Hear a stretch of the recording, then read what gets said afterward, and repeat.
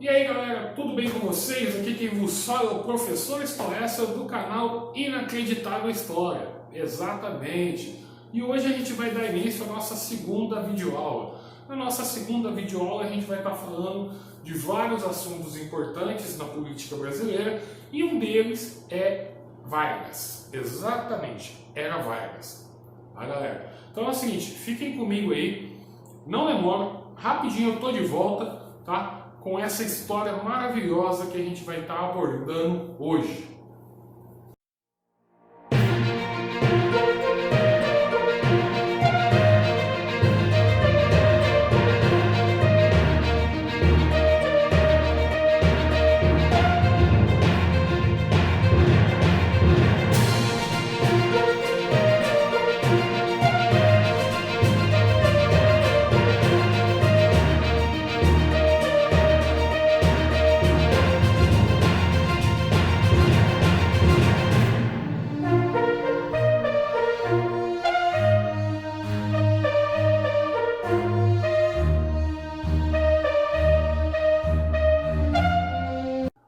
Estamos de volta, meu povo, minha pova. Brincadeira. É o seguinte, galera, a gente vai estar falando hoje de vários temas importantes. A gente vai estar falando aí era Vargas, a gente vai estar falando de Revolução Constitucionalista, a gente vai estar falando de ditadura militar e vai estar falando também aí sobre o processo de redemocratização no Brasil. Então, por tópicos, eu vou estar explicando para vocês detalhadamente o que a gente vai estar falando hoje. Bom, para começo de conversa, a gente vai falar de Vargas, né? E eu costumo dizer que Vargas era assim, 8 ou 80. Ou você ama ou você odeia. Não tem meio termo. Ou você ama ou você odeia. Como se fosse um Maluf, né? Malufismo, getulismo, é tudo a mesma coisa. Ou você ama ou você odeia. Bom, para começo de conversa, a parte da era Vargas na apostila de vocês, ela vai da página 14 à página 24. Aí vocês façam as anotações que vocês acharem mais pertinentes ao tema, né, para vocês estarem estudando depois. Então, galera, eu vou começar falando primeiramente do governo provisório. Lembrando que o governo de Vargas ele é dividido em 3 etapas: governo provisório, governo constitucional e o Estado Novo. Tá? Esse nos seus respectivos períodos. O governo provisório ele vai de 1930 a 1934. Então, quando Vargas assume o poder em 1930, após aquele golpe que eu falei para vocês na videoaula passada, né, que Washington Luiz indica Júlio Prestes rompendo com os mineiros fazem a sua aliança, convocando Minas, Rio Grande do Sul e Paraíba, e nomeiam Getúlio Vargas ali para ser o opositor do candidato do Washington Luiz, que era o Júlio Prestes, né? Quando ele assume esse poder, né, ele mesma coisa, a primeira coisa que ele vai fazer, a primeira atitude que ele vai tomar é fechar todo o Congresso Nacional e vai destituir a Constituição que estava em vigor naquele período. Tá? E ele não vai fechar somente o Congresso Nacional, ele vai fechar as Assembleias Municipais e as Assembleias Estaduais. E o que ele vai fazer durante esse período? Ele vai mudar o sistema de governo político do Brasil naquela época. O que ele vai estar fazendo?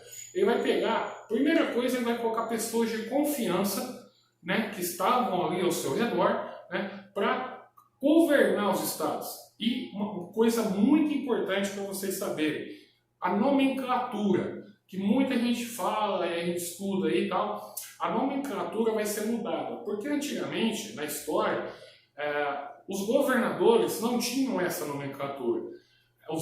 Era usada uma nomenclatura de presidente de Estado. E Getúlio Vargas, como ele era um centralizador, ele era uma pessoa totalitária, ele falava assim, aqui só eu sou presidente. Então presidente só tem um, eu, Getúlio Vargas. Então ele vai mudar essa nomenclatura e vai começar a passar, né, a chamar as pessoas que estavam nos governos de interventores de Estado. E esses interventores, eles, na maioria das vezes, eles eram todos de alta patente do Exército, principalmente da patente de tenente. E durante o seu mandato, ele vai criar 2 novos ministérios. O primeiro ministério que ele cria é o da Educação e Saúde Pública.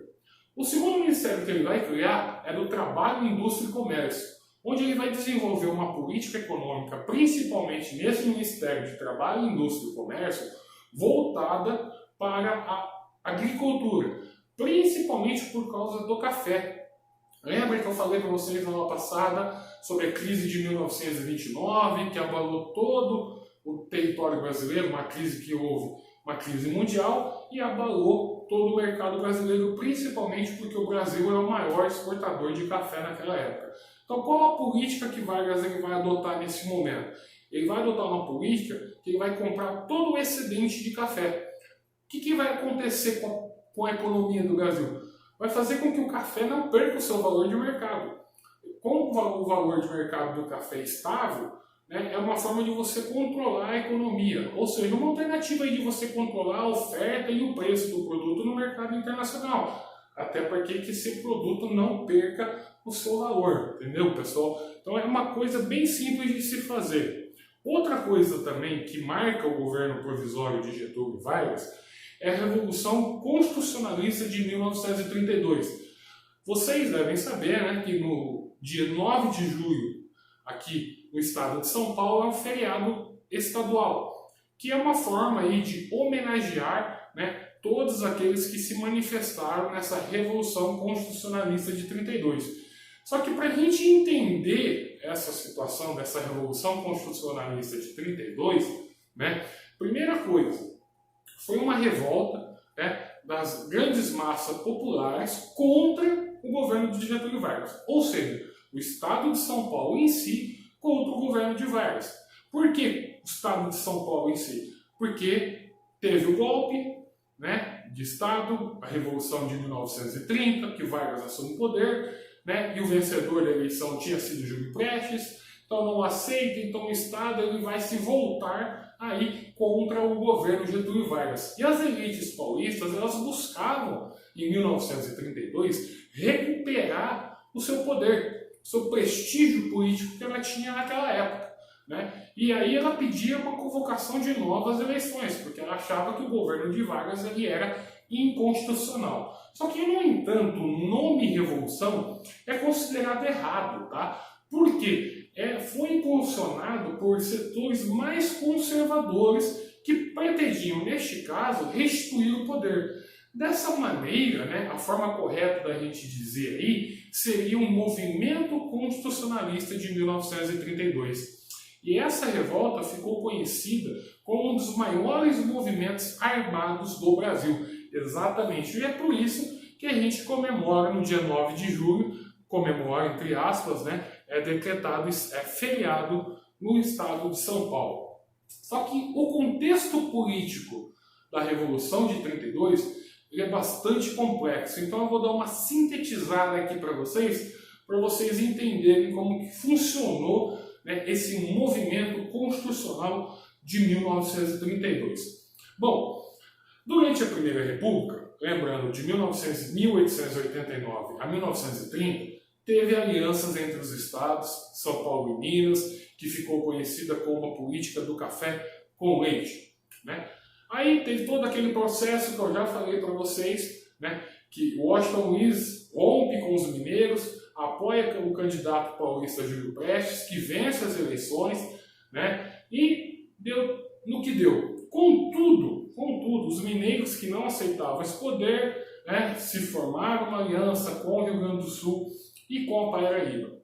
Só que essas medidas, elas desagradavam muito a elite paulista tradicional, que passou a trabalhar como oposição, ou seja, como oposição do governo de Vargas, porque eles não aceitavam, né, que os mineiros tinham rompido, né, então aí São Paulo vai ser um opositor ao governo de Vargas. Só que em 1931, né, o governo paulista se juntou a um grupo mais moderno e que exigiu a criação de uma nova Carta Magna, ou seja, uma nova Constituição, né, para reger, né, fazer todas as leis do nosso país e convocar eleições gerais, né, para o presidente da República. Só que ao mesmo tempo em que se formava esse movimento contra o governo de Getúlio Vargas, o próprio Getúlio se fortalecia, né, com um movimento a favor dele chamado tenentismo. E esse grupo ele era formado aí não só por militares, mas também por civis que agiam sob a liderança desses militares. Bom, em tudo isso, a gente tem as causas, né, dessa Revolução de 1932. Primeiro que aconteceram várias brigas entre os elitistas contra o governo, né, e os próprios tenentistas, só que no dia 23 de maio, dois grupos se encontraram e se enfrentaram, causando a morte de 5 estudantes, que ficaram famosos com a sigla MMDC, Martins, Miragaia, Drauzio e Camargo. Gravem muito bem esse nome. Tá? Essa revolução constitucionalista, ela sempre cai em concurso, tá? E ela sempre cai com a imagem, né, do pessoal do Exército, né, com a sigla MMDC, ou seja, convocando todos os paulistas, né, em prol dessa causa, em prol desse movimento constitucionalista. Além disso, cria-se também um grupo secreto, né, para destruir Getúlio Vargas, cujo nome era uma sigla desses estudantes mortos, Martins, Miragaia, Drauzio e Camargo. Só que no dia 9 de julho de 32, esse movimento constitucional, né, juntou 32 mil pessoas aproximadamente, né, contra 100 mil soldados do lado de Getúlio Vargas. Exatamente. Então você imagina, você tinha a elite paulista com mais ou menos 32 mil pessoas ali, contra mais de 100 mil aliados do governo de Vargas. Exatamente, é muita gente. E como consequência, esse movimento ele não durou muito tempo. Esse movimento ele durou cerca de mais ou menos de 3 meses aí, para vocês terem uma ideia, né? E acabou com a derrota aí, né, do estado de São Paulo, né? O que acontece? Pode-se considerar que São Paulo foi derrotado apenas moralmente, já que em termos de denúncia, né, logo após o término dessa guerra civil, o presidente Getúlio Vargas ele convoca, né, uma Assembleia Nacional Constituinte, ou seja, convocou eleições para uma nova Constituinte. E aí essa Constituinte, né, promulga a Constituição de 1934. E foi também nessa Constituição, né, que os empregados, a representação aí dos trabalhadores, profissionais liberais, funcionários públicos, né, começam a entrar no cenário político, aí, começam a ter mais voz política. E mesmo assim, apesar da derrota do Estado de São Paulo, o Estado de São Paulo continuou sendo o mais forte do país, tanto economicamente, politicamente, a questão da valorização do café, tudo isso, né, fortaleceu ainda mais o Estado de São Paulo. Ou seja, esse movimento constitucionalista que fez com que São Paulo perdesse, acabou fortalecendo ainda mais o Estado de São Paulo, sendo hoje um dos estados mais importantes do Brasil, um dos estados mais ricos do Brasil. Bom, galera, é o seguinte, como eu falei para vocês, o governo de Vargas ele é dividido em 3 etapas. A primeira, governo provisório. Segunda, governo constitucional. Eu acabei de dizer para vocês que ele convoca uma Assembleia Nacional Constituinte para aprovar a Constituição de 34, e esse período ele vai de 34 a 37. Contudo, Vargas ele tinha algumas pretensões muito centralizadoras, pois ele tinha tendências políticas da Europa. Se a gente partir para um contexto histórico geral, né, Vargas ele tinha ligações com um certo ser.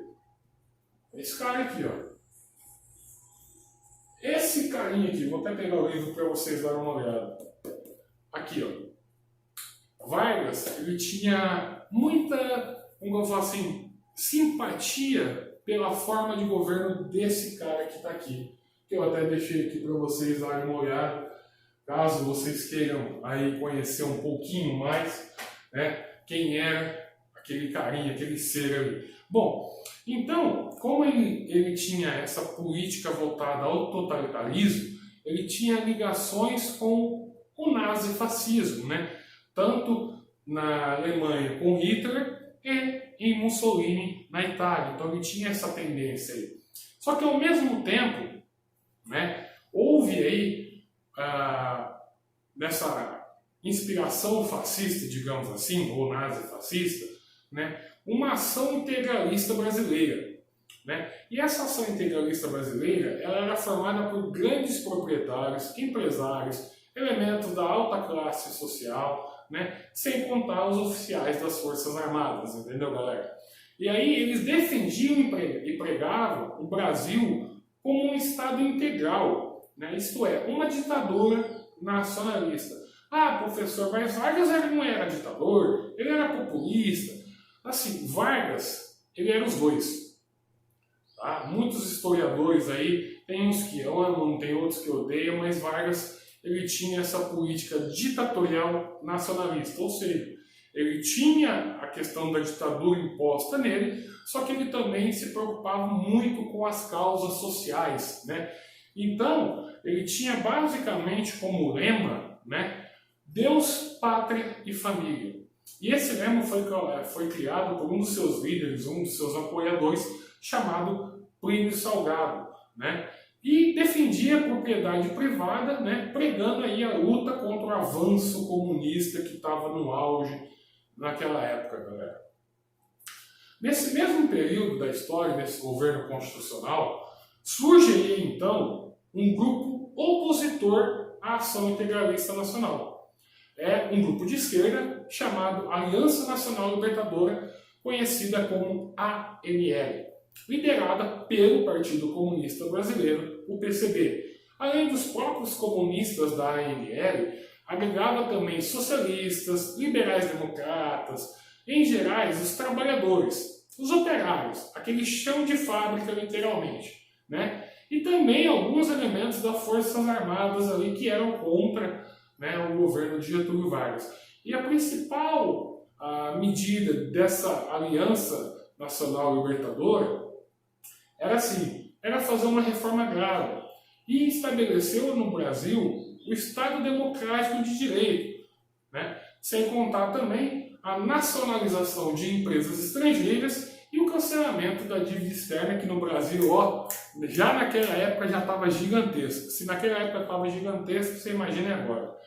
Bom, esse governo constitucional de Vargas, né, a ANL ela vai se aproveitar do espírito revolucionário, né, com a orientação dos altos escalões do comunismo soviético, dos comunistas. E promoveu também uma tentativa de golpe, né, contra o governo de Getúlio Vargas.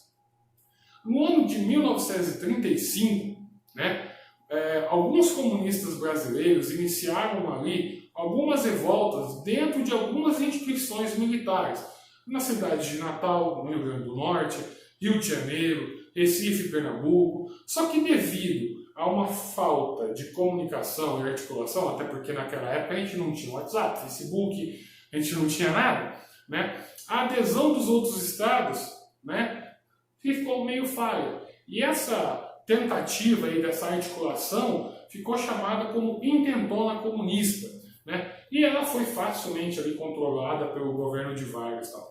No entanto, Getúlio Vargas ele cultivava uma política de centralização, né? Como eu já falei, eu sou o presidente, só tenho eu de presente, eu que mando aqui e ponto, acabou. Só que o que aconteceu? Como ele estava com um pouco de receio dessa intentona comunista, o que o Vargas fez? Ele faz um golpe.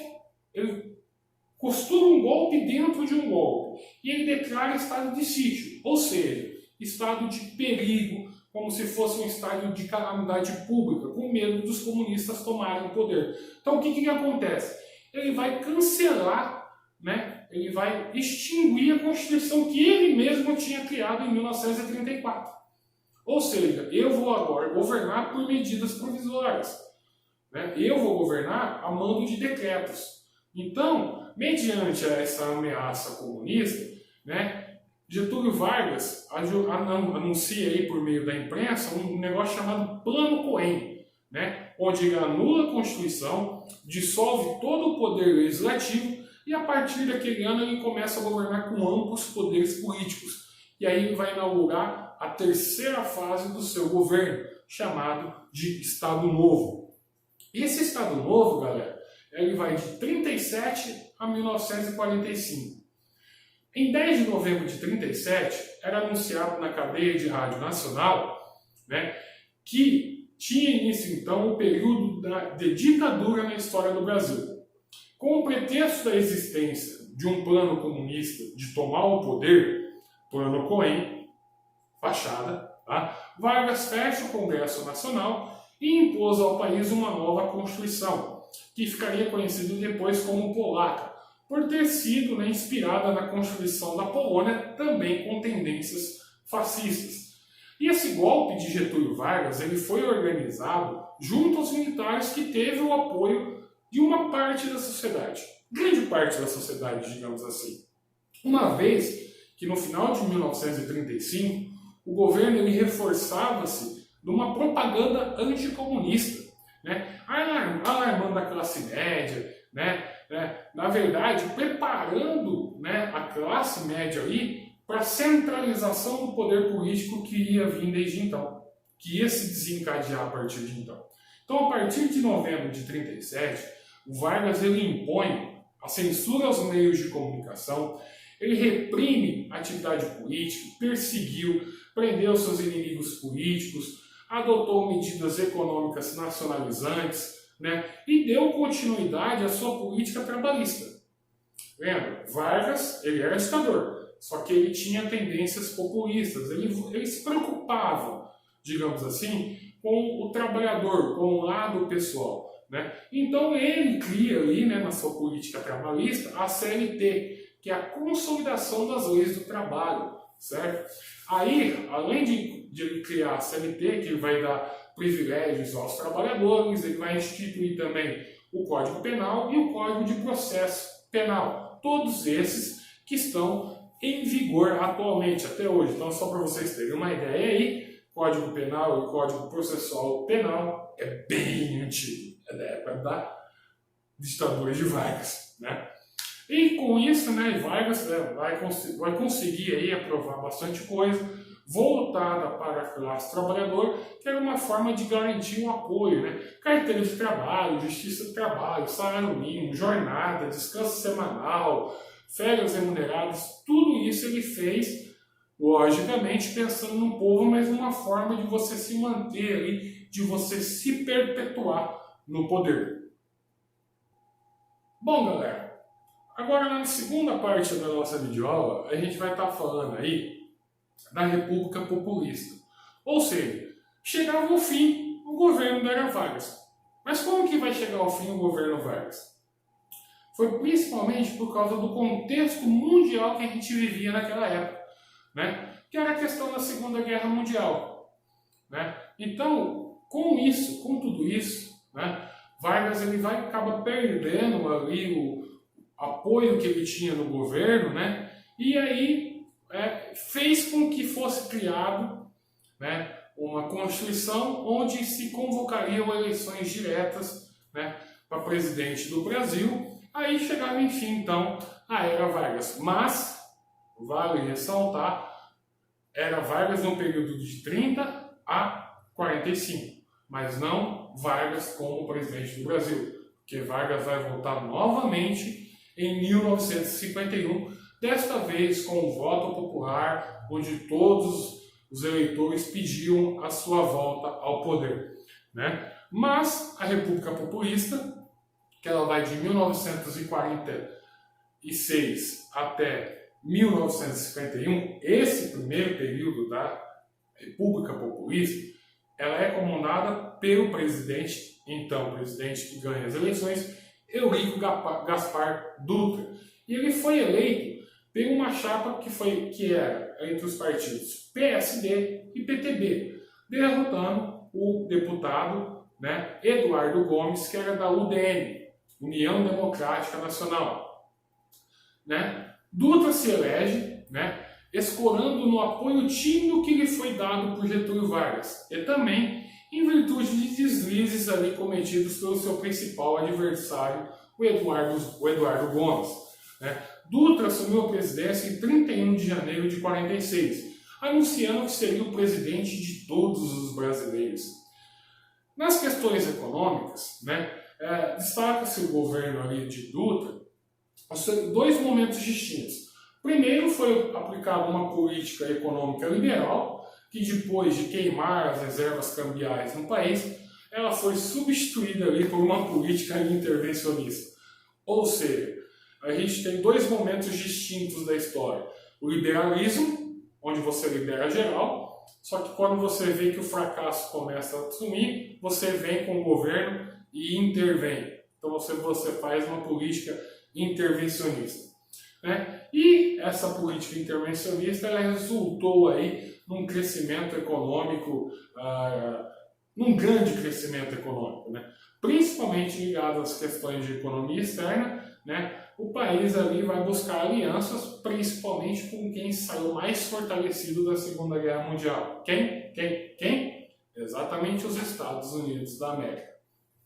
Só que em decorrência dessa aliança, galera, o governo prometeu romper as relações diplomáticas que tinha na época com a União Soviética e passou, nessa época, a perseguir fortemente os sindicatos e as organizações dos trabalhadores e partidos de esquerda, né? Com isso, o Partido Comunista Brasileiro ele foi colocado na sua ilegalidade, ou seja, todas essas pessoas que estavam ligadas ao Partido Comunista agiam de forma clandestina. E até os políticos que tinham sido eleitos, né, com a sigla do Partido Comunista Brasileiro, eles foram caçados. Bom, como a gente está falando de República Populista, eu não posso deixar de falar de quem? Vargas novamente. Por incrível que pareça, Vargas ele consegue retornar ao poder de 1951 a 1954. Quando ele retoma a presidência do Brasil, né, após vencer as eleições nos anos 50, quando ele derrota o candidato da UDN, o Eduardo Gomes, e o candidato do PSD, Cristiano Machado, o segundo governo de Vargas foi marcado por uma forte crise política que abalou a sustentação do seu governo por inúmeras políticas em torno da política econômica que ele adotou ali no período. Ele, basicamente, e economicamente falando, Vargas ele se alinhou a uma postura mais nacionalista, ou seja, ele vai criar algumas empresas que a gente conhece muito bem, como Petrobras, né, falando petróleo é nosso, ele vai criar a Companhia Siderúrgica Nacional, ele vai criar inúmeras companhias para fortalecer o mercado interno. Só que essa política de intervenção do Estado na economia era uma outra questão que incomodava bastante, mas bastante, os trabalhadores ou até os opositores até, né? E essas polêmicas fortaleceram um termo que a gente diz na história que é o antigetulismo. Como eu disse para vocês logo no início, Getúlio ou você ama ou você odeia. Então não teve outra escapatória. Criaram um movimento chamado antigetulismo no Brasil. E Vargas teve que lidar com várias denúncias, né, de corrupção, de tentativa de implantar uma nova ditadura no país e tal. Só que, né, Vargas também teve que lidar com a insatisfação popular. Olha como que é engraçada a história nossa. Ele volta pelo clamor popular, onde a população pedia a sua volta, só que ao mesmo tempo ele lidava com essa insatisfação popular. Era meio contrário, né? E o que Vargas fez em resposta para tentar diminuir essa insatisfação popular? Vargas vai nomear um político, né, gaúcho também, do alto poder, que tinha ali forte ligação com os sindicatos, tal, chamado João Goulart, para o Ministério do Trabalho. Aí o que ele vai fazer? Ele vai propor um aumento de 100% no salário mínimo. Quem dera se isso fosse aplicado nos dias atuais, né?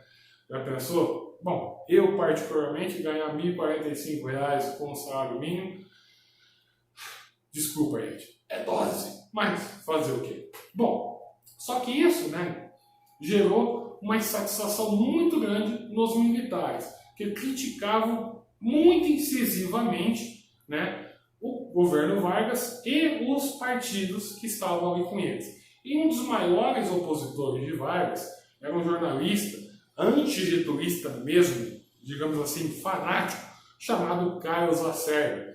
E ele era um jornalista e dono de um jornal chamado Tribuna da Imprensa. E ele foi, inclusive, o pivô de uma crise na fase final do governo de Vargas. Bom, no dia 5 de agosto de 1964, Carlos Lacerda ele foi atacado na porta da sua casa, exatamente. Foi o famoso atentado na rua Toneleiro, em Copacabana, no Rio de Janeiro. As investigações daquela época descobriram que o chefe de segurança do Palácio Presidencial, ou seja, o chefe da segurança do governo Getúlio Vargas, né, foi o mandante desse atentado contra Carlos Lacerda, né, lá na rua Toneleiro, né, em Copacabana, no Rio de Janeiro. Bom, contudo, né, logicamente que o Carlos Lacerda não ia deixar passar esse branco e começou ali a bombardear, né, Getúlio Vargas de várias formas, até que em 1954, na data de 24 de agosto, Vargas ele cometeu suicídio no Palácio do Catete. Ou seja, ele dizia assim, que para me tirarem daqui, só se for morto. Né? Aí ele faz uma carta testamento, onde ele fala que ele ama o Brasil, tal, e ele celebra, desculpa, perdão a palavra, mas ele descreve assim no trecho final da sua carta. Saio da política para entrar na história. Digamos assim, né? E ele realmente, ele saiu da política para entrar na história. Se a gente parar para pensar, né, nos livros de história que a gente conhece, Vargas é o presidente que a gente mais fala. Bom, meus alunos, é o seguinte, agora a gente vai falar sobre a República Populista. Exatamente. Bom, depois dos anos de ditadura de Vargas aí no poder, né, tem início aí uma República Populista. Bom, essa República Populista ela vai começar, né, basicamente por lá atrás, no fim do Estado Novo, né, no fim do governo de Getúlio Vargas, né, que chegava ao fim, né, mas, vale lembrar, não é o fim de Getúlio Vargas ainda, no decorrer da nossa aula de hoje, né, até porque o principal acontecimento daquela época, né, num contexto histórico mundial, né, foi a participação do Brasil na Segunda Guerra Mundial contra os países do eixo ali. Fato este, né, que foi responsável pela grande contradição na época ainda do governo Vargas, exatamente. Né. Vargas tinha suas tendências nazifascistas, né, e simplesmente abandona o barco e decide apoiar ali os norte-americanos lá com a participação, né, do Brasil na Segunda Guerra Mundial, né, porque naquela época, né, o Brasil também dependia economicamente ali dos Estados Unidos, então não podia deixar, né, de lado aí de apoiar os Estados Unidos. Então chegava assim, né, o fim da era Vargas, né, e a democratização no Brasil ganhou força. Né, pois o governo foi obrigado a instituir, né, novas eleições, né, trazer os políticos que tinham sido exilados, mandados para fora do país, né, e foram aí convocadas as eleições gerais, né, na qual foi vencida por Eurico Gaspar Dutra, que vocês vão começar a ver agora, né, nesse novo cenário da nossa história, digamos assim, né? Desse marco da história, né? Que seria a República Populista. Né?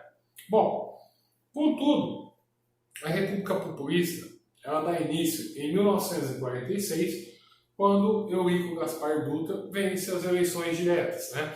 Ele foi candidato por uma chapa constituída pelo PSD e o PTB e derrota o candidato Eduardo Gomes da UDN, União Democrática Nacional, e também Ledo Fiuza, ligado ao Partido Comunista Brasileiro.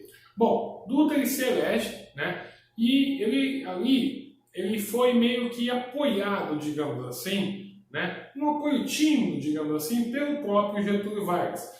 E também, né, em virtude, né, de alguns deslizes ali que seu principal adversário, Eduardo Gomes, né, cometeu ali durante a campanha presidencial da época.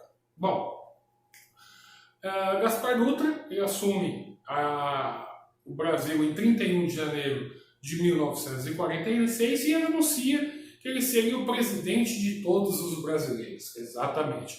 Bom, como principal medida aí do seu governo e tal, né, o que ele vai fazer?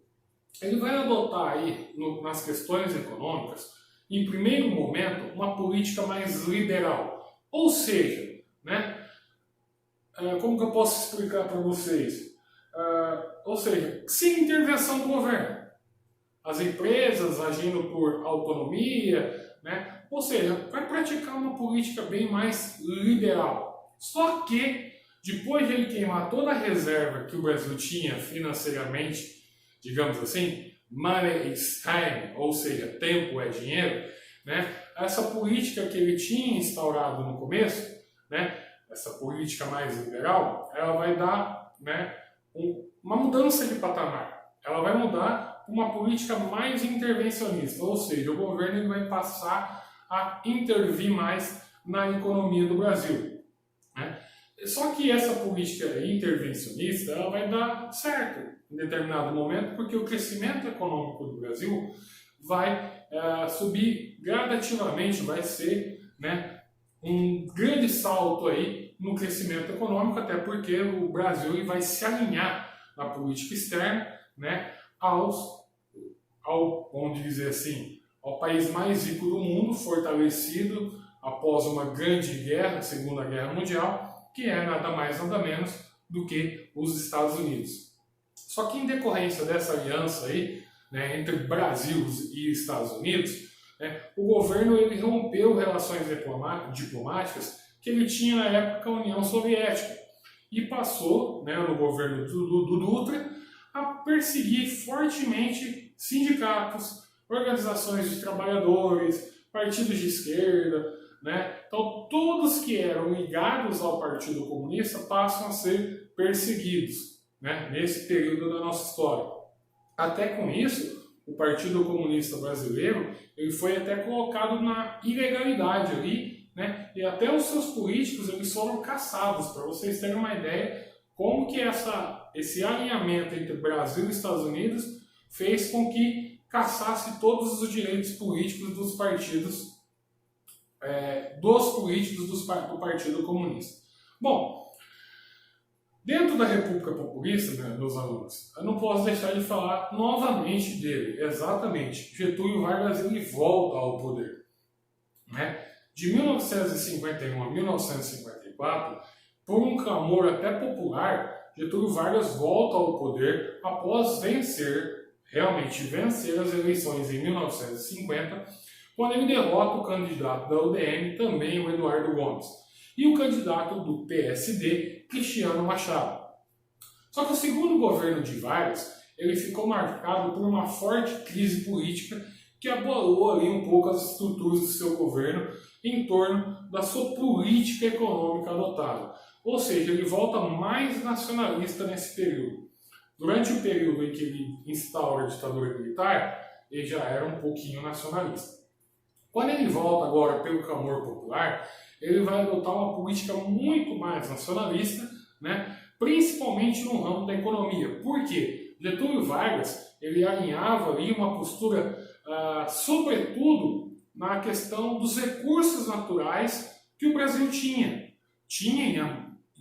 e tem em abundância até hoje. Nessa questão, vale destacar principalmente a criação da Petrobras, né? E ele cria a Petrobras numa extensa campanha que ele tinha como lema, onde ele falava assim: o petróleo é nosso. Ou seja, o Brasil não precisa mais ficar comprando petróleo de outros países. Então ele cria essa estatal, a Petrobras, e monopoliza toda a exploração de petróleo no Brasil, o que, né, vai desagradar fortemente certos grupos da política brasileira que tinham alguns interesses alinhados com empresas estrangeiras e por aí vai.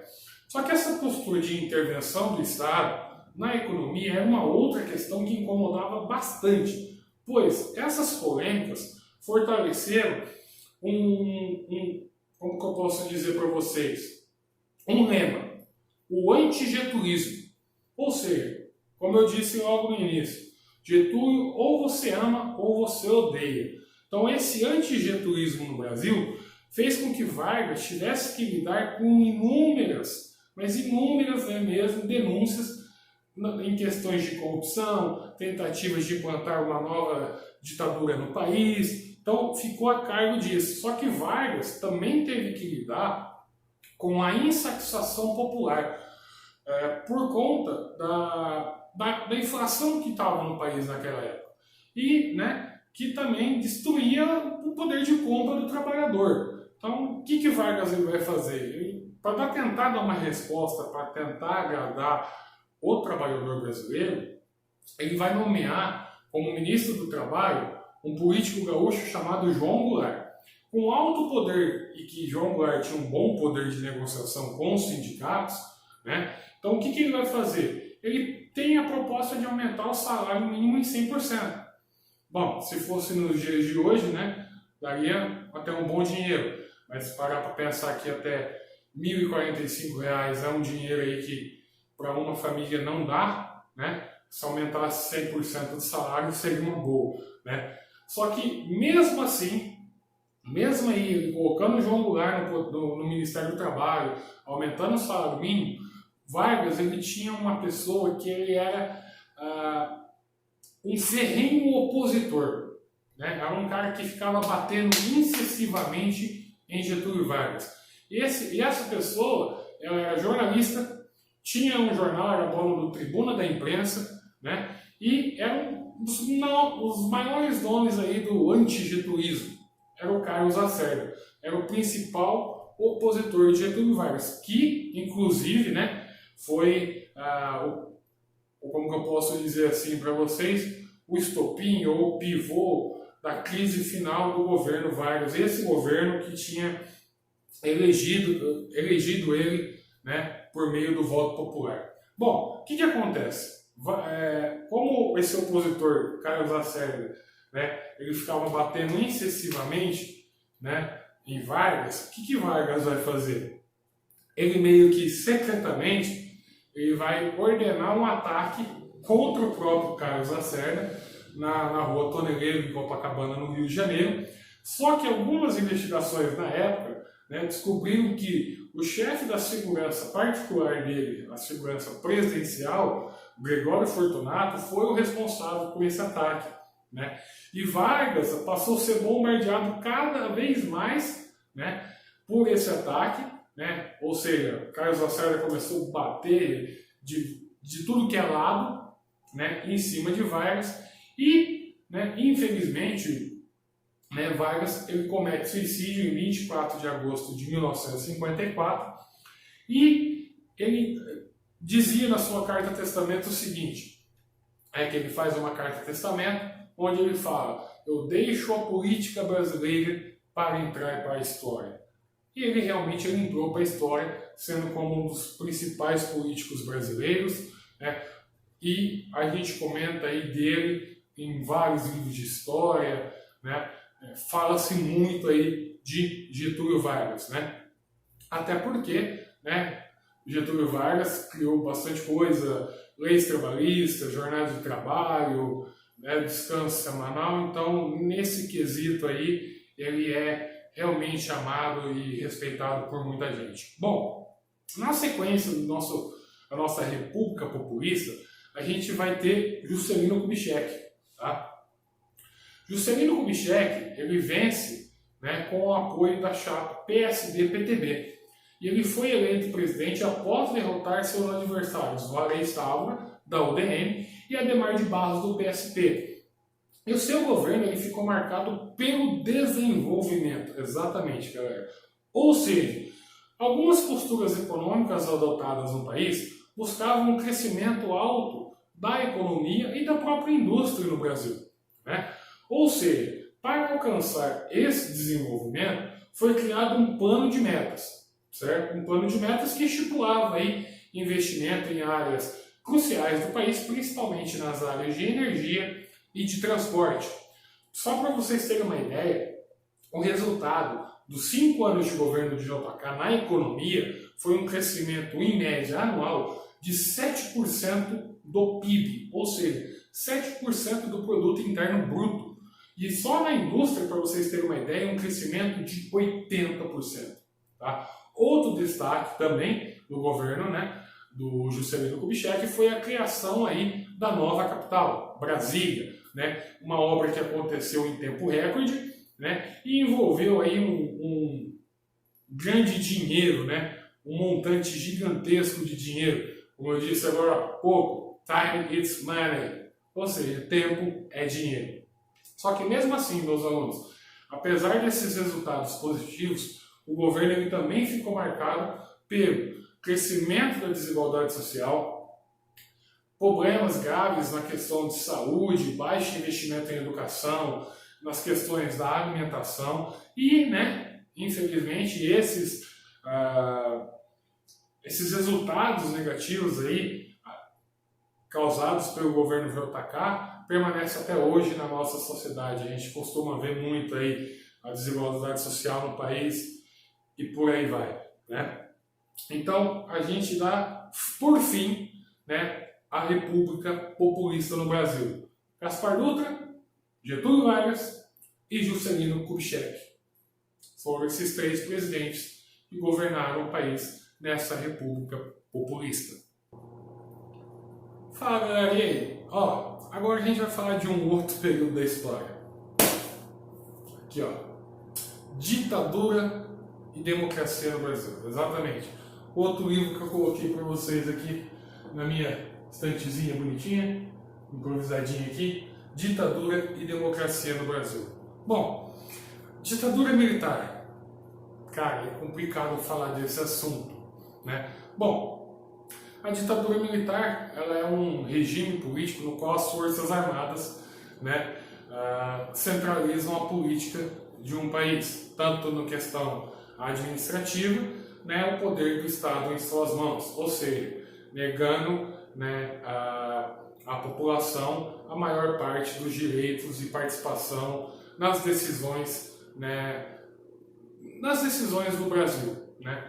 A ditadura militar no Brasil, ela dura de 1964 a 1985, mas ela tinha como principal argumento evitar o avanço do comunismo no Brasil, exatamente, porque a gente estava vivendo o auge da Guerra Fria, né? E as Forças Armadas Brasileiras realizaram um golpe de Estado em 31 de março de 1964, que depôs o presidente João Goulart, que, eleito como vice-presidente, né, em 1960, como ele era conhecido, Jango, né, assumiu o poder após a renúncia de Jânio Quadros. Ou seja, Jânio Quadros é eleito, ele renuncia, assume Jango, só que Jango ele era comunista, né? Então, como tinha-se um grande medo dos militares que Jango instaurasse no Brasil um comunismo, já que estávamos vivendo o auge da Guerra Fria no mundo,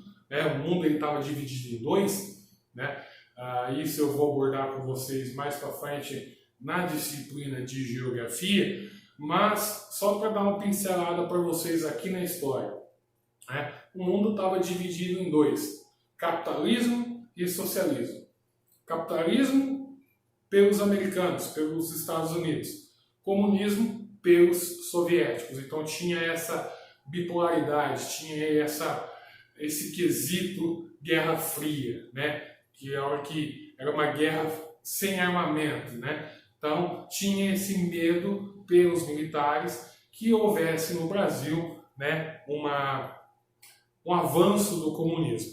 Bom, como essa ação dos militares ela foi defendida como uma ação revolucionária, a ditadura que vigorou no Brasil pode ser caracterizada como uma ditadura civil-militar. Isso é, em decorrência de efetiva participação de alguns setores, né, do Brasil, como os grandes empresários, principalmente ligados aos bancos, né, e às grandes indústrias do país. Como consequência, né, dessa ditadura militar, ela foi marcada por extrema violência, realmente uma extrema violência, onde foram combatidos todos os opositores a esse regime comunista. Ou seja, prisões arbitrárias, torturas, estupros, assassinatos, tudo isso foram realizados pelos militares e as polícias no país. Num primeiro momento, né, meus alunos, todos os direitos políticos foram cassados, instaurando ainda mais, né, um regime de censura. Imagina vocês, eu estou aqui dando essa aula para vocês e eu não posso expressar minha opinião. É uma censura. Por exemplo, se eu não posso criticar alguém, estou sendo censurado, eu não posso dar a minha opinião, é errado. Ou seja, onde está a liberdade de expressão? Né? Onde está o nosso poder de se expressar? Cadê a voz? Nós temos direito à voz. Né? Então, né, esses direitos de cidadania, de cidadão, né, foram meio que caçados aí, né, pela essa ditadura civil-militar no Brasil. Só que essa ditadura militar, ela não simplesmente foi uma ditadura simples, tá? Ela foi baseada em atos institucionais, né? Pelos 5 presidentes que passaram pelo esse poder. Todos eles militares: Castelo Branco, Costa e Silva, Médici, Geisel e João Figueiredo. Na apostila, vocês vão ter aí, né, tudo sobre esses políticos, esses militares, né, que estiveram no poder durante a ditadura militar. Só que mesmo quando eles governavam, né, em muitos momentos eles não tinham o apoio do Congresso Nacional. E mesmo quando este Congresso funcionou, ele era dominado pela Aliança Renovadora Nacional, um partido criado, muitos devem conhecer, chamado Arena. Né? Esse partido ele apoiava o regime, apesar de haver um partido de oposição entre aspas, a gente, que é o MDB, Movimento Democrático Brasileiro, que é o mesmo partido que está aí até hoje, tá? Já foi PMDB, agora voltou a ser MDB, tá? Só que mediante a uma simples explicação, eu posso falar aqui para vocês, né, sobre esses atos institucionais. Ou seja, eram decretos, né, que eram criados exclusivamente, né, como uma forma de proteção. Ou seja, o presidente determinava, né, a validação de uma lei que não era discutida por nenhum deputado, por nenhum senador, né, e não puderam vetar. Isso era invetável, digamos assim. Nem sei se existe essa palavra, né, mas não tinha poder de veto ou até de reformá-la como é hoje. Se você for querer aprovar uma lei no Congresso, você tem poder de veto, você tem poder de fazer uma reforma, criar alguma emenda nessa lei. Né? Naquela época a gente não tinha isso.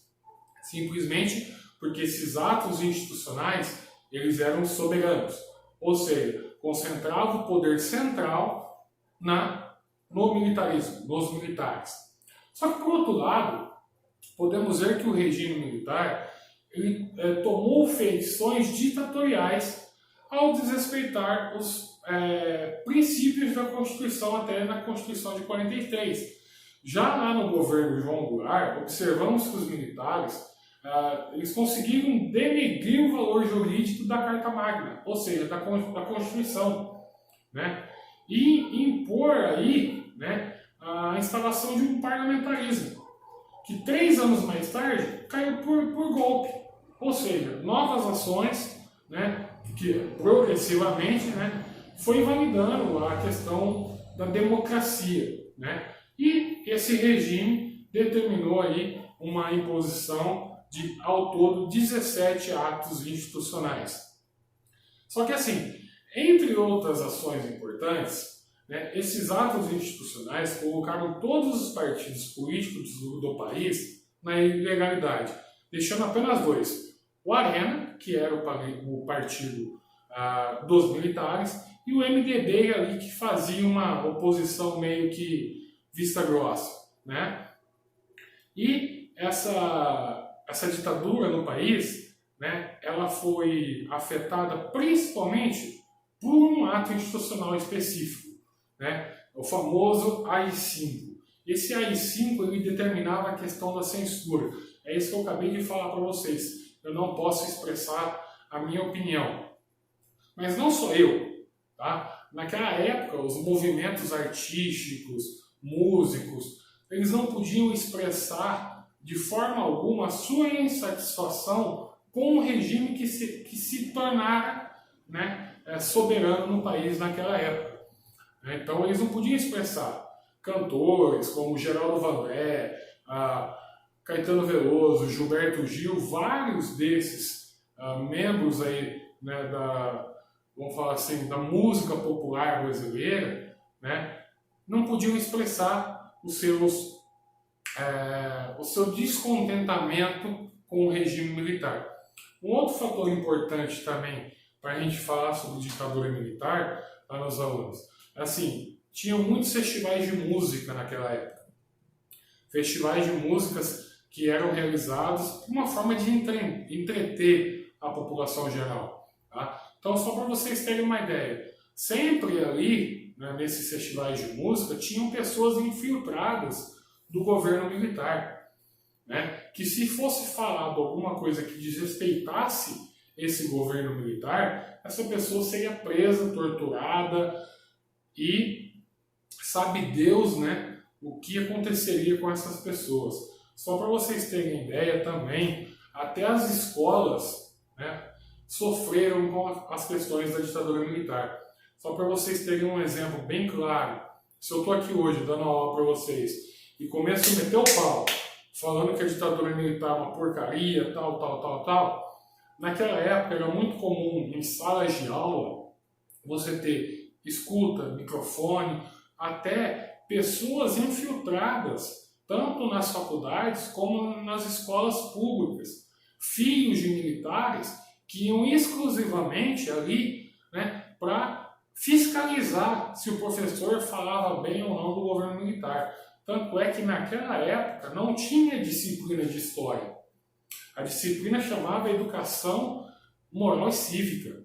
Ou seja, você ensinava história dentro da moralidade e da civilidade. Se você falasse mal da ditadura militar naquele período, tocava um sinal ou chamava assim, professor, bom, estou indo lá, meti o pau na ditadura militar.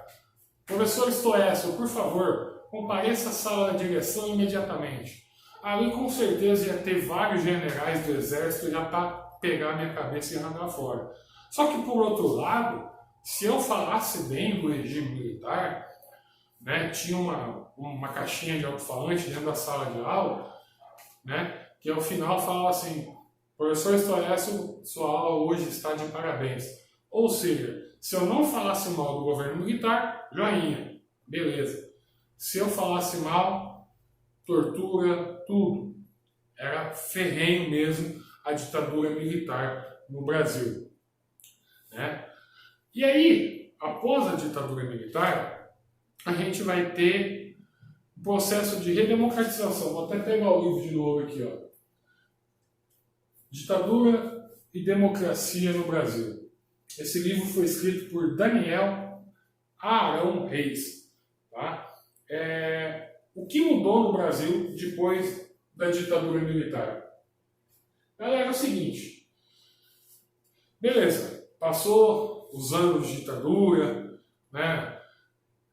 Foram anos de chumbo, anos ferrenhos, né? Só que a redemocratização no Brasil, né, compreendeu os anos finais da ditadura militar, entre a década de 70 e a década de 80, principalmente nos governos dos generais Ernesto Geisel e João Figueiredo.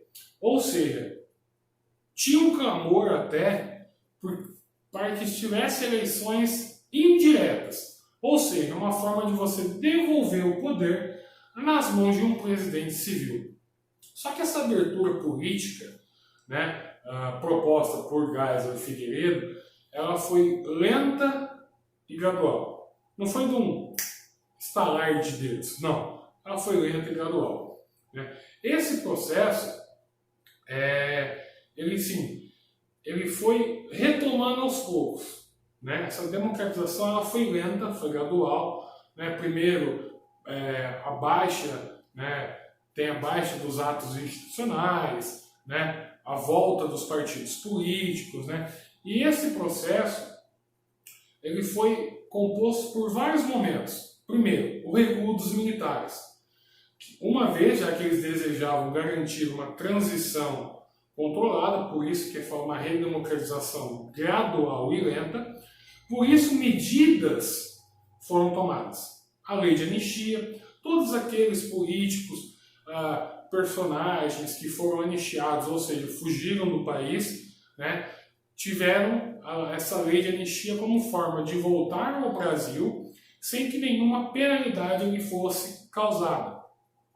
Outra medida também, foi a questão da repressão, com o pacote de abril, né, e a recusa da emenda de Dante de Oliveira, que pedia de imediato as eleições diretas para presidente do Brasil naquela época. Então, assim, o governo militar ele foi cauteloso no processo de redemocratização, por isso, gradual e lento. Tá? Bom, dentro das principais medidas que caracterizaram, né, esse processo de redemocratização, a gente teve o fim da censura, a revogação do AI-5, que o AI-5 é aquele onde que a gente não podia falar nada, né, que é o auge do ato institucional, vamos dizer assim, que é o ato institucional mais rigoroso, o retorno dos partidos políticos, do pluripartidarismo, né, e, né, a questão da lei de anistia.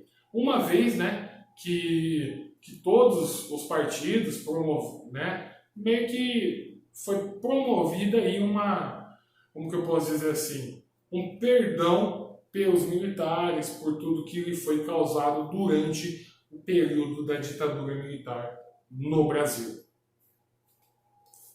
Bom, galera, contudo, né, falando aí da redemocratização, que ela foi, né, gradual, lenta e gradual, a gente teve o retorno aí do pluripartidarismo, ou seja, de vários partidos políticos, né? Vários partidos surgiram, né? Surgiu o próprio MDB, que era um partido de oposição, virou o PMDB, né? O Arena virou o PDS, Partido Democrático Social. Foi criado também Partido Trabalhista Brasileiro, Partido Democrático Trabalhista, Partido Popular, Partido dos Trabalhadores, né? E este último, né, para surpresa dos militares, operou em um sentido contrário ao desejado, pois fortaleceu ainda mais a esquerda no país, né? E um dos precursores das campanhas direta já, né, que era o processo da redemocratização da política no Brasil, foi o seu líder, né, um sindicalista chamado Luiz Inácio Lula da Silva, né, que durante o século XXI, né, conseguiu 2 mandatos presidenciais consecutivos aí, sendo o primeiro operário, né, a chegar ao posto de presidente, né, da República na história do Brasil. Bom, as diretas já, esse momento aí da redemocratização, conhecido como direta já, mobilizou milhões de pessoas.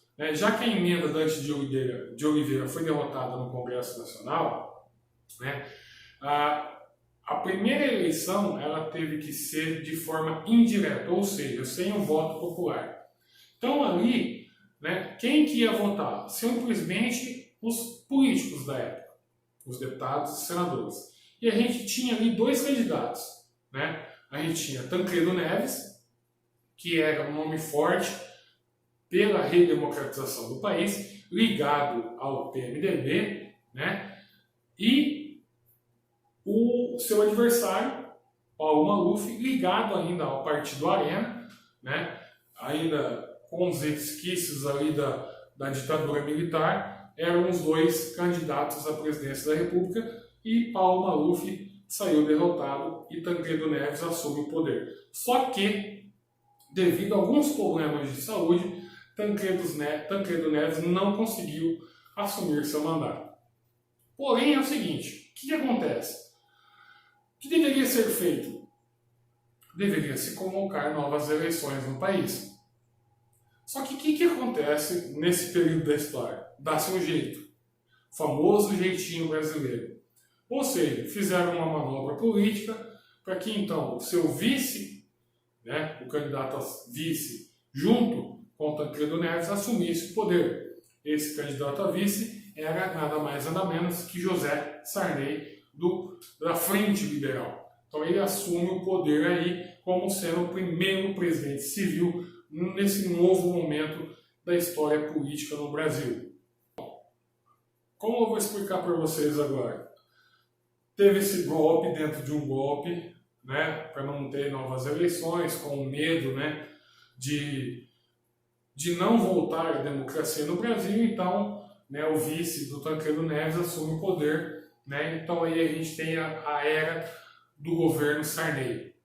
O governo Sarney, inicialmente, ele foi marcado pela frustração, na questão ideológica pela volta da democracia, justamente por causa da morte de Tancredo Neves. O que acontece? Sarney, quando ele foi o primeiro presidente civil a tomar posse do governo, após vários anos da ditadura, historicamente, Sarney era ligado às oligarquias nordestinas, E ele tinha ali, o Sarney, a difícil missão de recuperar a economia brasileira sem abrir mão dos privilégios das elites que os apoiavam. Tentando controlar a crise que o Brasil vivia naquela época, o Sarney montou uma equipe econômica contrária à antiga política econômica que regia no período do governo militar. Com isso, a equipe foi responsável pela criação de um plano econômico, chamado Plano Cruzado. Adotando políticas de controle dos salários e dos preços, o governo esperava conter o desenfreamento, digamos assim, da inflação. Ou seja, a inflação naquela época subia demais. Era 300% ao ano, para vocês terem uma ideia. Se hoje a gente briga aí com 12%, 13% da inflação, você imagina naquela época você brigar com 300% ao ano. Só que o que acontece? Esses objetivos que foram criados pelo governo Sarney não conseguiram, porque a inflação aumentou, pelo contrário, a inflação diminuiu, o que aumentou o consumo, só para vocês terem uma ideia. Então, assim, conseguiu em primeiro momento abaixar a inflação e o pessoal começou a ter dinheiro, o pessoal começou a ter poder de compra, o pessoal começou a consumir. Só que essa euforia desse consumismo levou o Plano Cruzado à falência. Ou seja, o governo teve que intervir novamente na política, forçar a estabilização dos preços, tanto na questão do setor produtivo, que teve uma retração muito grande, e acabou fazendo com que os bens de consumo perecíveis acabassem nas prateleiras de mercado. E muitos fornecedores passou a cobrar o governo para ter alguma agilidade ali, para a economia voltar a crescer. E aí, mesmo assim, essa crise econômica instaurada aí no governo Sarney volta outra vez, ter um problema da inflação muito grande. Vários planos econômicos foram criados, o plano Bresser, o plano Verão em 89, e mesmo assim a economia não conseguia sobreviver. Para vocês terem uma ideia, só no ano de 89 a inflação ela bateu 1.764%. É muita coisa, só para vocês terem uma ideia. Só que em contrapartida, vou citar um ponto positivo do governo Sarney, a nova Constituição, a Constituição de 88, Constituição que prega as eleições diretas, ou seja, o voto popular é instaurado no Brasil. Então, eu acho que eu posso dizer assim, que é o auge do governo Sarney. aprovar a Constituição de 1988, ou seja, onde que nós, brasileiros, poderíamos escolher de fato o nosso presidente. Bom, galera, é o seguinte, depois de todo esse processo, né, de redemocratização do Brasil, aprovada a nova Constituição que nos rege até hoje, que é a Constituição de 88, né, a primeira eleição presidencial do país, após o término da ditadura militar, né, muitos políticos ali resolveram, né, testar o alcance da sua popularidade, ou seja, lançando-se candidato a presidente da República. Para vocês terem uma ideia, né, das eleições em 89, tivemos 22 candidatos a presidente da República. Tá? A gente teve Afonso Camargo Neto, Afif Domingos, Antônio dos Santos Pedreira, Armando Correia, Aureliano Chaves, Celso Brant, Enéas Carneiro, Eudes de Oliveira, Fernando Collor, Fernando Gabeira, Brizola, Lívia Mari Pio, Luiz Inácio Lula da Silva, Manuel de Oliveira Horta, Mário Covas, Marronzinho, Paulo Gotijo, Paulo Maluf, Roberto Freire, Ronaldo Caiado, Ulisses Guimarães e Zamir José Teixeira. Ou seja, 22 candidaturas. É muita gente. É o maior número, sem sombra de dúvidas, de candidatos à presidência no Brasil até hoje. E vale ressaltar um dado curioso, eu diria até 23. Né? Um dado curioso na história é que teve uma pessoa, né, que tentou ser candidato à presidência da República em 89, só que meio que por forças políticas aí não deixaram essa pessoa ser candidata. Estou falando de um dos maiores telecomunicadores do Brasil, sequer do mundo. Eu estou falando do Silvio Santos, exatamente. Silvio Santos ele tentou ser candidato à presidência da República em 89, mas falaram que o partido dele era ilegal, né, não conseguiu o número de assinaturas, né, para ser legalizado o partido e infelizmente ele teve que deixar a disputa. Só que a disputa ela ficou centralizada em dois candidatos, tá? Fernando Collor de Mello e Luiz Inácio Lula da Silva. Esse período da história, gente, marca aí, né, o início, o primeiro dos debates televisivos, né? Tanto que a rede Bandeirantes de televisão foi a primeira emissora, né, a fazer um debate entre os principais candidatos, né, a postulantes à presidência da República. Porém, né, os dois principais candidatos eram Fernando Collor, né, e Luiz Inácio Lula da Silva, né? E a eleição, né, ela foi estruturada com alvo de muita polêmica, né? Após, né, a questão da ditadura militar e tal, e foi uma das eleições mais disputadas do Brasil até hoje, né?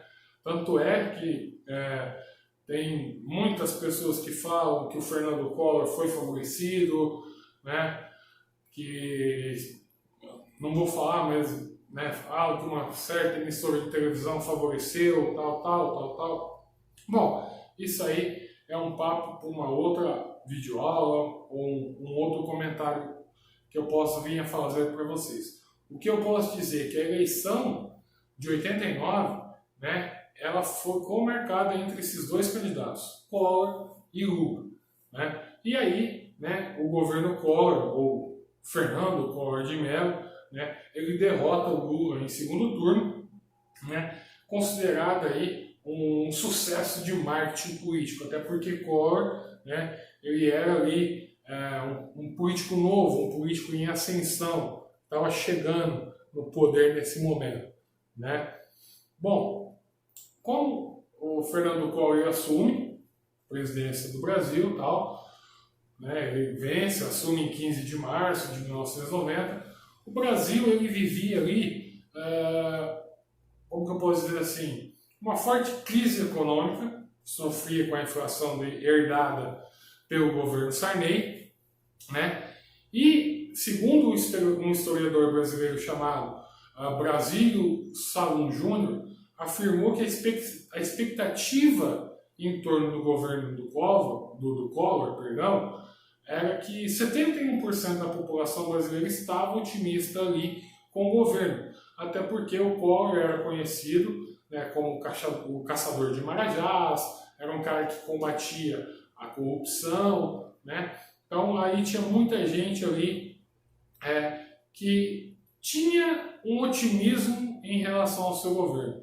Só que, infelizmente, a popularidade dele começou a ruir no dia seguinte com o lançamento de um plano de governo chamado Plano Collor.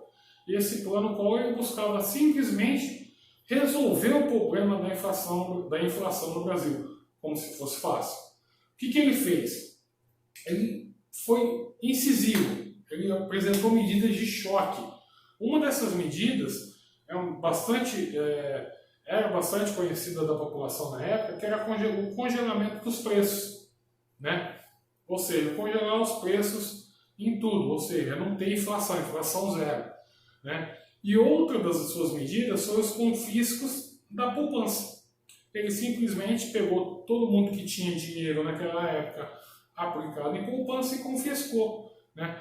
Acima, né, com essa ação aí, valores acima de 50 mil cruzados ficariam confiscados até por 18 meses naquela época. Ou seja, ocorreu um descontentamento popular gigantesco.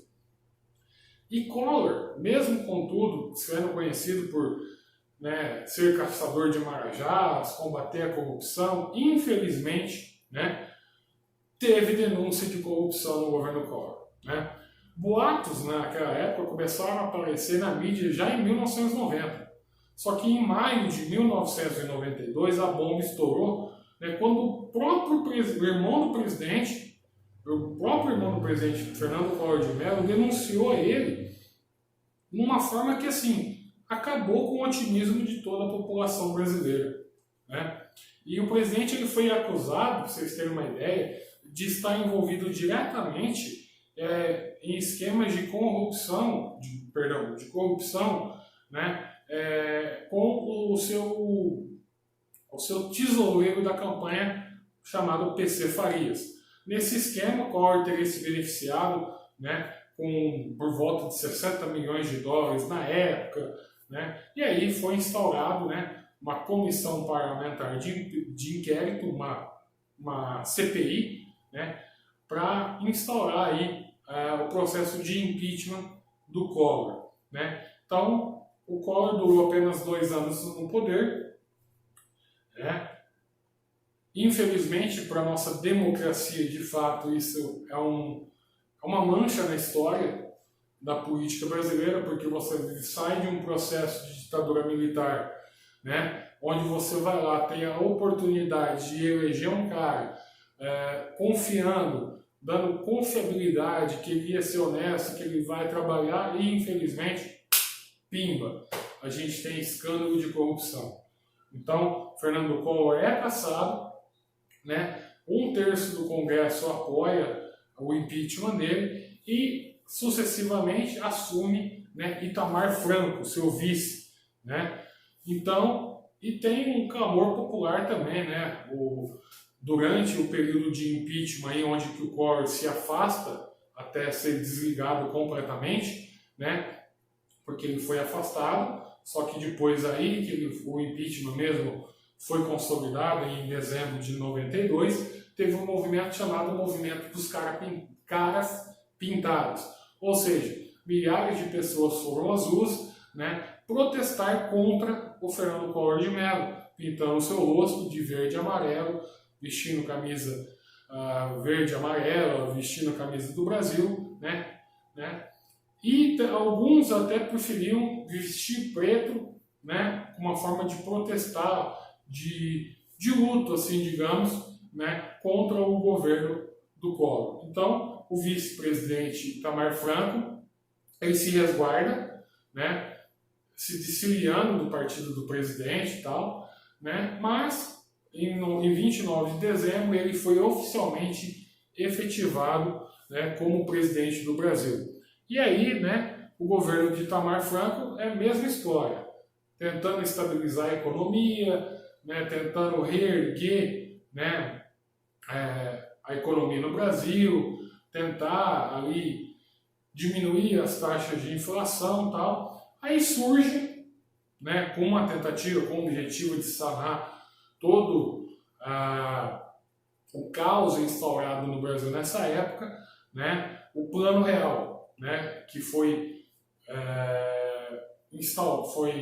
colocado em prática, digamos assim, pelo então ministro da Fazenda, Fernando Collor de Mello.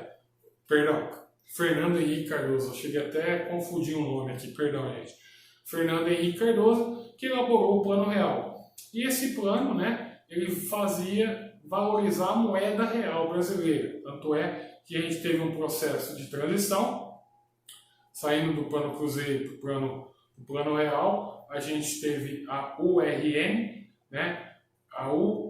Não é URN, é a Unidade Real de Valor, URV, perdão, meus alunos. URV, a Unidade Real de Valor, onde é uma moeda de transição até para que esse plano real fosse efetivamente, né, aprovado e aí começasse a vigorar no país, e é o plano que a gente tem até hoje, a moeda, né, o papel moeda que a gente utiliza até hoje. Com isso, né, o Plano Real alavancou aí a popularidade do então ministro da Fazenda, Fernando Henrique Cardoso, né, e, logicamente, com pretensões políticas, a vir a ser candidato em 1994, né, quando se termina o mandato de Itamar Franco, derrotando logo no primeiro turno, mais ou menos aí 54% dos votos, né, o segundo colocado, Luiz Inácio Lula da Silva, que teve aí pouco mais de 27% dos votos. E o mandato do Fernando Henrique, né, era tentar adequar uma política mais neoliberal, né? Tudo isso que eu estou falando para vocês, meus alunos, está ali na apostila, tá? Vocês podem ir fazendo as anotações lá. Eu estou aqui explicando para vocês, né, de forma, digamos assim, mais resumida, mas vocês têm tudo que eu estou falando para vocês está ali na apostila, né? Então, o governo Fernando Henrique, né, ele adota uma postura mais liberal, né, assim, né, por se dizer, ou seja, sem tanta intervenção do governo, né, privatizando algumas empresas estatais que foram criadas por Getúlio Vargas lá no passado, por exemplo, a Companhia Vale do Rio Doce, que era a extração de minério, né, a Embratel, que é a de telecomunicações, a CSN, que é a Companhia Siderúrgica Nacional, e todas estas, né, foram até vendidas ali por um valor aquém do estimado, ou seja, foi, né, um valor substancial, um valor muito importante, tá?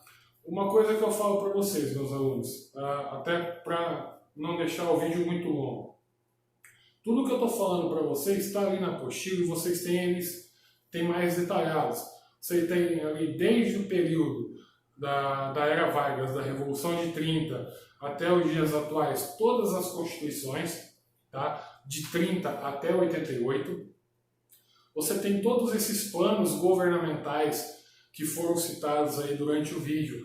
Os planos de Eurico Gaspar Dutra, né, na época populista, o plano do Vargas, Juscelino Kubitschek, o próprio Sarney, do Collor, Itamar Franco, Fernando Henrique Cardoso. Vocês têm tudo aí na apostila, né, tudo bem detalhadinho para vocês anotarem, né, porque senão, se eu for ficar falando aqui tudo isso, vai ficar um vídeo muito longo, tá? Então eu peço que vocês acompanhem na apostila, tá? Tem ali, logo após que eu encerrar aqui o vídeo, que eu falo do governo Fernando Henrique, você já tem um link direto, né, onde tem tudo ali na apostila, detalhadamente, né, todas as constituições, os planos de governo, tudo bem mais detalhado, tá? Galera, essa foi a nossa videoaula de hoje, tá? Espero que vocês gostem, espero que vocês tenham gostado. Qualquer dúvida, entre em contato comigo pelo WhatsApp, tá? Aqui também, deixe seu joinha, deixe seu comentário aqui no vídeo. Qualquer dúvida, estarei de plantão para sanar todas as dúvidas de vocês. Lembrando, A gente vai ter também uma nova videoaula, especialmente falando da geografia, né? E também a gente vai voltar aí com mais conteúdos de história para vocês, tá? Então, muito obrigado, meus alunos, tá? Deixa o joinha, comenta aí. Quem ainda não é inscrito no canal Inacreditável História, dê essa forcinha pra gente, clique aí, ative o sininho para você receber todas as notificações aqui do meu canal, tá? Um forte abraço, galera, e bons estudos!